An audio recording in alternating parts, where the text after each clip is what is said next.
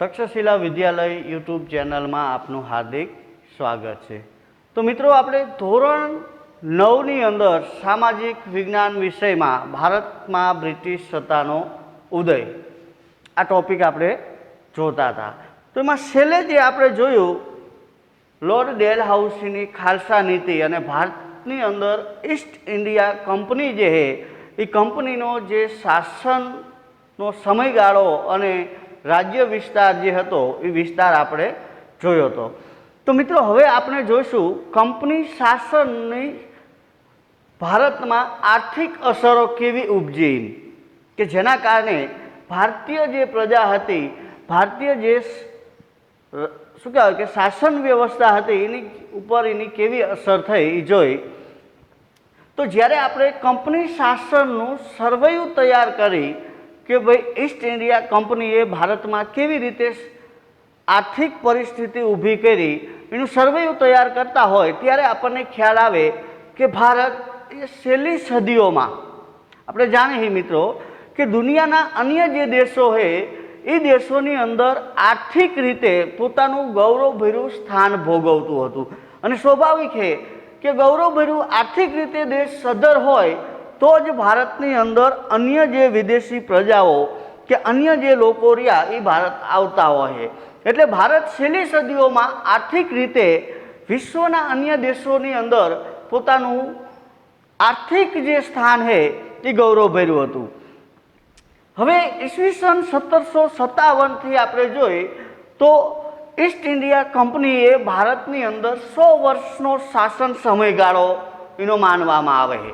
ઈસવીસન 1757થી ઈસવીસન 1857, એટલે આ 100 વર્ષનો જે શાસનકાળ છે એ શાસનકાળ કોનો માનવામાં આવશે? ઈસ્ટ ઇન્ડિયા કંપનીનો। હવે પ્રશ્ન એ છે કે આપણને એવું થાય કે આ 100 વર્ષનો શાસન સમયગાળો રહ્યો એ ઈસ્ટ ઇન્ડિયા કંપનીનો છે, તો અંગ્રેજો તો ભારતમાં 1947 સુધી હતા, એટલે કે લગભગ 190 વર્ષ સુધી। તો 100 વર્ષનો જે સમયગાળો છે ઈસવીસન 1757થી 1857, આ સમયગાળો ઈસ્ટ ઇન્ડિયા કંપનીનો છે અને ઈસવીસન 1858થી 1947 જે 90 વર્ષનો સમયગાળો છે એ બ્રિટિશ તાજનું શાસન હતું, એટલે કે ડાયરેક્ટલી બ્રિટિશ પાર્લામેન્ટની અંદરથી ભારત ઉપર નિયમો લાગુ પાડવામાં આવતા એમ। એટલે આમ જોઈએ તો 190 વર્ષ પણ આ 100 વર્ષનો સમયગાળો ઈસ્ટ ઇન્ડિયા કંપનીનો હતો। હવે આ 100 વર્ષના સમયગાળા દરમિયાન સ્વાભાવિક છે કે કોઈ પણ કંપની હોય, કોઈ પણ કારખાનું હોય તો એ પોતાનો જે નફો રહ્યો એ નફો ધ્યાનમાં રાખતા હોય। તો અહીંયા ઈસ્ટ ઇન્ડિયા કંપનીએ પણ આવી પરિસ્થિતિનું સર્જન કર્યું કે ભારતની અંદર ભારત જે છે એ ઇંગ્લેન્ડ માટે કાચો માલ તૈયાર કરનાર દેશ બની ગયો। એટલે કે ઇંગ્લેન્ડની અંદર જે કારખાનાઓ ધમધમતા હતા એ કારખાનાઓને જે રો મટીરિયલ્સ હતું, એટલે કે કાચો માલ જે હતો એ કાચો માલ ભારતમાંથી ઇંગ્લેન્ડ લઈ જવામાં આવતો। હવે આ માલ ઇંગ્લેન્ડની અંદર તૈયાર થતો, હવે એ તૈયાર થયેલો માલ વેચવો ક્યાં, આ પ્રશ્ન ઊભો હતો ઇંગ્લેન્ડ સામે। તો કાચો માલ ભારતમાંથી લઈ જવામાં આવતો અને ઇંગ્લેન્ડની અંદર જે તૈયાર માલ થતો એ માલ પાછો ભારતની બજારોની અંદર ઠલવવામાં આવતો। એટલે આ રીતે 100 વર્ષની અંદર ભારત જે છે એ કાચો માલ તૈયાર કરનાર અને જે પાકો માલ તૈયાર થયેલો હોય એ માલના વેચાણ માટેનું જે બજાર હતું એ બજાર એને ભારતની અંદર ઊભું કર્યું એમ। તો આ રીતે આપણે જોઈ તો શરૂઆતના તબક્કાની અંદર બંગાળ જે પ્રાંત છે ભારતનો ભાગ એ સુતરાઉ કાપડ, કાચું રેશમ, ખાંડ, શણ અને મલમલની નિકાસ કરતું ઈસવીસન 1708થી 1756 સુધી। હવે 1708થી 1756 સુધી જે આ વસ્તુનું બંગાળ નિકાસ કરતું, તો હવે પછી પરિસ્થિતિ એવી કે ઊભી થઈ કે જેના કારણે બંગાળ પ્રાંત જે છે એ 1757 પછી એકદમ પડી ભાંગ્યું। તો બંગાળની અંદર દ્વિમુખી શાસન પદ્ધતિ દાખલ કરવામાં આવી હતી। આપણે જાણીએ કે 1757માં જ્યારે પ્લાસીનું યુદ્ધ થયું અને ત્યાર પછી જે બક્સરનું યુદ્ધ થયું ત્યારથી ઈસ્ટ ઇન્ડિયા કંપનીએ બંગાળ ઉપર પોતાની સત્તા સ્થાપી દીધી હતી. એટલે સૌ પ્રથમ જોઈ તો બંગાળની અંદર દ્વિમુખી શાસન પદ્ધતિ દાખલ કરવામાં આવી. દ્વિમુખી શાસન પદ્ધતિ એટલે કે કોઈ પણ એક પ્રાંત ઉપર ડબલ શાસન ચાલુ હોય એને દ્વિમુખી શાસન પદ્ધતિ કહેવામાં આવે છે.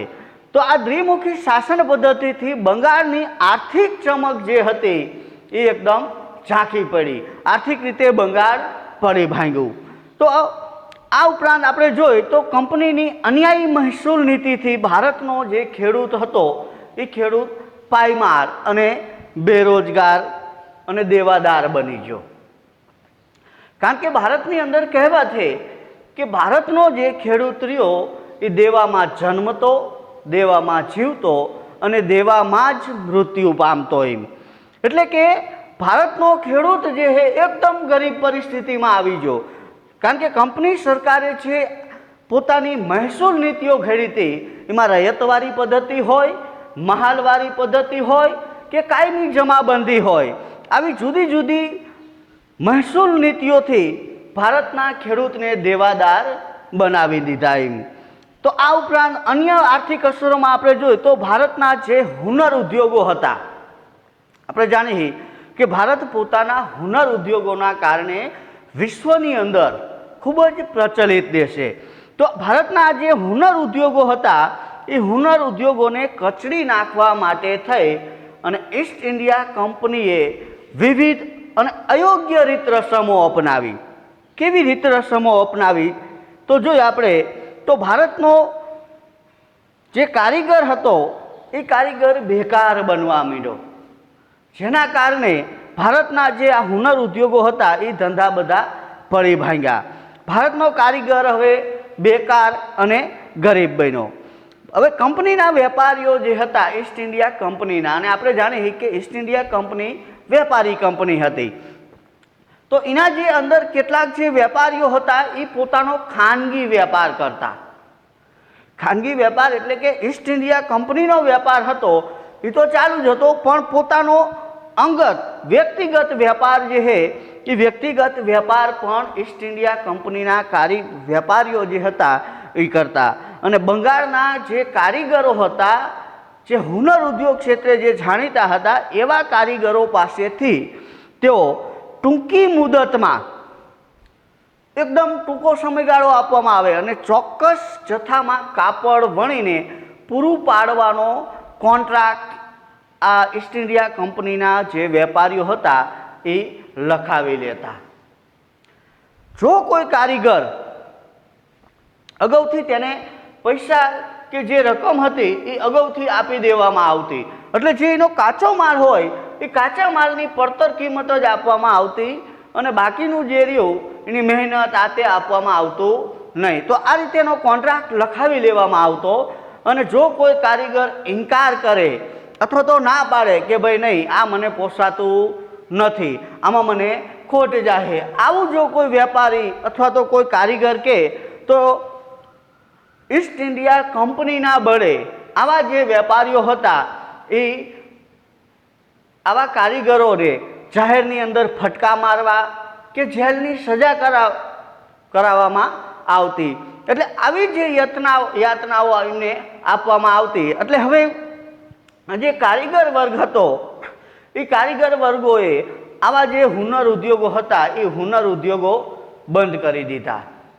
કારણ કે અગાઉથી એ લોકોને રકમ આપવામાં આવતી અને એની અંદર કોઈ નફો રહેતો નહીં, અને જો ના પાડે તો એ લોકોને સજા કરવામાં આવતી. એટલે સ્વાભાવિક છે કે ભારતના હુનર ઉદ્યોગો જે હતા એ હવે પડી ભાંગ્યા. એમ તો ઈસ્ટ ઇન્ડિયા કંપનીના શાસનકાળ દરમિયાન આપણે જોઈ તો આ ભારતની અંદર 100 વર્ષના શાસનમાં ઈસ્ટ ઇન્ડિયા કંપનીએ ભારતના ખેડૂતથી માંડી ભારતનો જે ઉદ્યોગ ધંધાઓ હતા, ઉદ્યોગ ધંધાઓ, હુનર ઉદ્યોગો, આ બધું એકદમ પડી ભાંગ્યું અને ઈસ્ટ ઇન્ડિયા કંપનીએ વધારેમાં વધારે નફો મળે એવા પ્રયત્નો આદર્યા.